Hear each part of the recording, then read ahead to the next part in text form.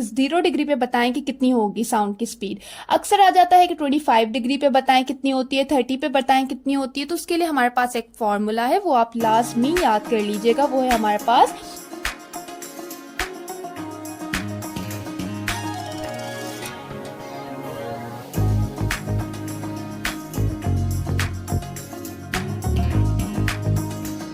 अस्सलाम वालेकुम क्लास, उम्मीद है सब खैरियत से होंगे। आज हम स्टार्ट करेंगे chapter number 11। So first MCQs is sound is a form of. Sound किस चीज की फॉर्म है? ए इलेक्ट्रिकल एनर्जी, बी मैकेनिकल, या फिर सी थर्मल, डी केमिकल एनर्जी। तो बेटा याद रखिएगा sound is a form of mechanical energy. ठीक हो गया। देन उसके बाद सेकंड आ जाता है। अच्छा बेटा मेरी एक बात याद रखिएगा कि इन एमसीक्यूज को आप लोगों ने लाजमी सॉल्व करना है। बोर्ड एग्जाम से पहले, किसी भी टेस्ट से पहले आप लोगों ने इन एमसीक्यूज को लाजमी सॉल्व करना है। इनको बिल्कुल भी स्किप नहीं करना। ये बहुत इंपॉर्टेंट एमसीक्यूज होते हैं। इन एमसीक्यूज को सॉल्व करने के बाद आप लोग को अच्छा खासा आइडिया हो जाता है कि किस तरह से एमसीक्यूज बन सकते हैं, या फिर अक्सर यही एमसीक्यूज कॉपी पेस्ट कर दिए जाते हैं। तो इसलिए इनको बिल्कुल स्किप नहीं करना, लाजमी सॉल्व करना है। ठीक हो गया। तो आ जाते हैं सेकंड एमसीक्यूज पे। Audible frequencies range that a normal human ear can detect. Normal human ear कितनी फ्रीक्वेंसी रेंज सुन सकता है?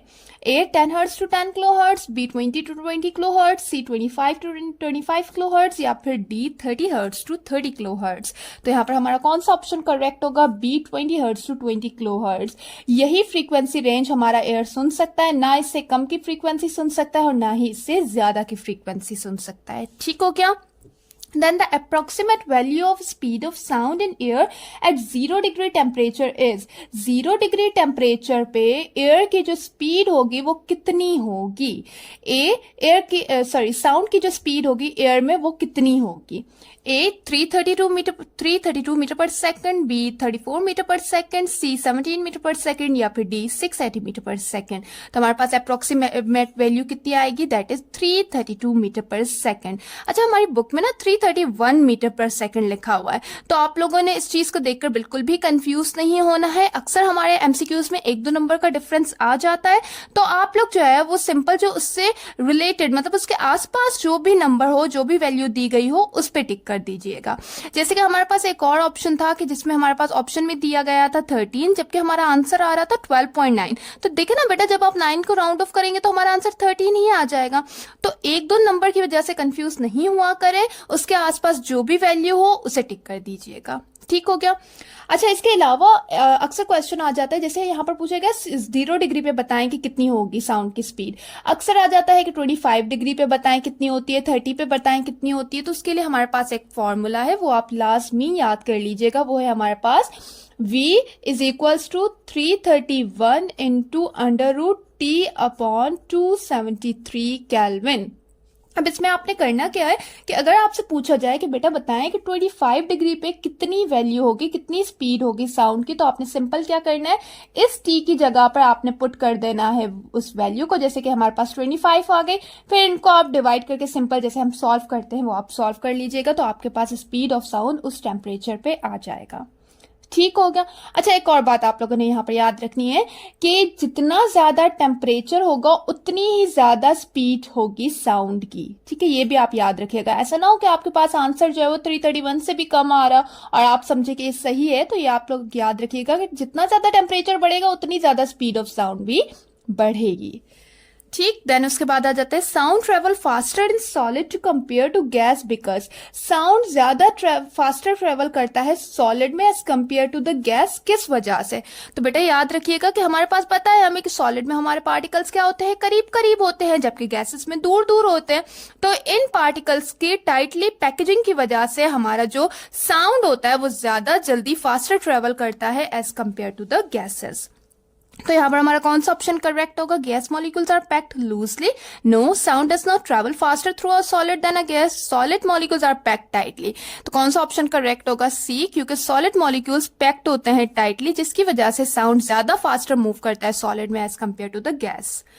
Then fifth, the two factor. अच्छा बेटा मेरे आप लोगों से रिक्वेस्ट है कि अगर अब तक आप लोगों ने मेरे चैनल को सब्सक्राइब नहीं किया तो काइंडली कर दीजिए, और अगर वीडियो पसंद आए तो उसे लाइक जरूर कीजिएगा। ठीक। देन उसके बाद 5 पे आ जाता है, the 2 factors that affect the speed of sound in air are. वो कौन से 2 फैक्टर्स हैं जो कि स्पीड ऑफ साउंड को अफेक्ट करते हैं एयर में।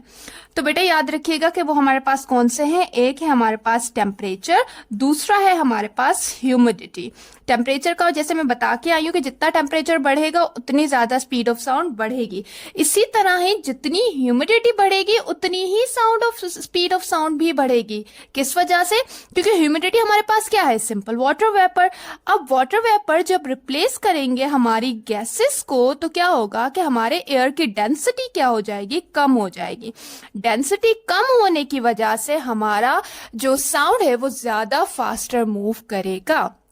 तो ये जो है वो 2 अफेक्ट हैं जो कि हमारे स्पीड ऑफ साउंड पे ईयर में ये 2 फैक्टर्स जो है अफेक्ट करते हैं। तो ऑप्शन देख लेते हैं कौन से। A humidity and volume, B temperature and mass, C volume and mass, या फिर डी टेम्परेचर एंड ह्यूमिडिटी। तो कौन से फैक्टर्स अफेक्ट करेंगे? Temperature and humidity. और किस तरह से करेंगे वो भी हमने सीख लिया कि ये दोनों बढ़ेंगे तो हमारी स्पीड ऑफ साउंड भी बढ़ेगी। Then 6, the separation between 2 consecutive compression of sound wave is called। 2 जो है वो consecutive compression के दरमियान जो सेपरेशन होती है उसे क्या कहा जाता है? A time period, B amplitude, C frequency, या फिर डी वेवलेंथ। तो उसे क्या कहा जाता है? डी वेवलेंथ कहा जाता है। Then the order of speed of sound in different medium from faster to slowest is। अब कह रहे हैं कि बताएं कि किस तरह से स्पीड ऑफ साउंड जो है वो किस हमारे मीडियम में ज्यादा होगी और किस में कम होगी। कंपैरिजन बताया गया बेसिकली यहाँ पर। तो बेटा याद रखिएगा जैसे हमने ऊपर पढ़ा कि सबसे ज्यादा किस में होती है? सॉलिड में। उसके बाद किस में होगी? लिक्विड में, क्योंकि उनके पार्टिकल्स करीब करीब होते हैं। उनके बाद किस में होगी? गैस में। तो यहाँ पर जहां भी ये वाली सीरीज होगी वो हमारा ऑप्शन करेक्ट होगा। तो ए गैस लिक्विड नहीं, लिक्विड सॉलिड नहीं, सॉलिड लिक्विड और फिर गैस। तो ये वाला ऑप्शन हमारा यहाँ पर करेक्ट होगा।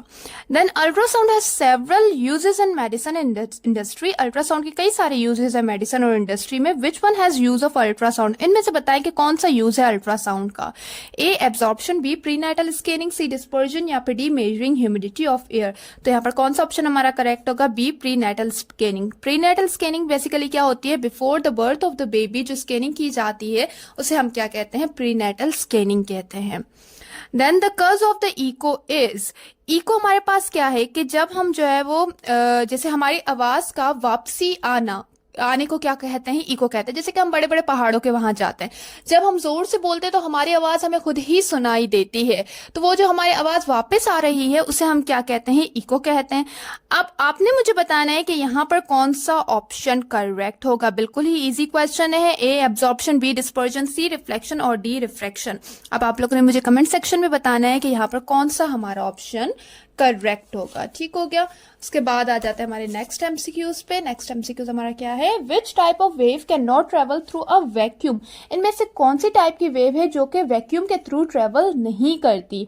ए साउंड वेव, बी इंफ्रारेड, सी माइक्रोवेव, डी एक्सरे। तो बेटा याद रखिएगा साउंड वेव्स हमारी वैक्यूम के थ्रू ट्रेवल नहीं करती। ठीक हो गया। अब यहाँ पर ये चैप्टर होता है हमारा खत्म।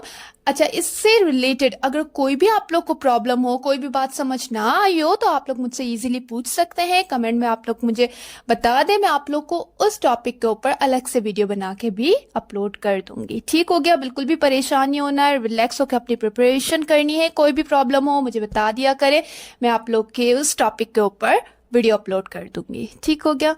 तो चले, खुदा हाफिज, मिलते हैं नेक्स्ट वीडियो में।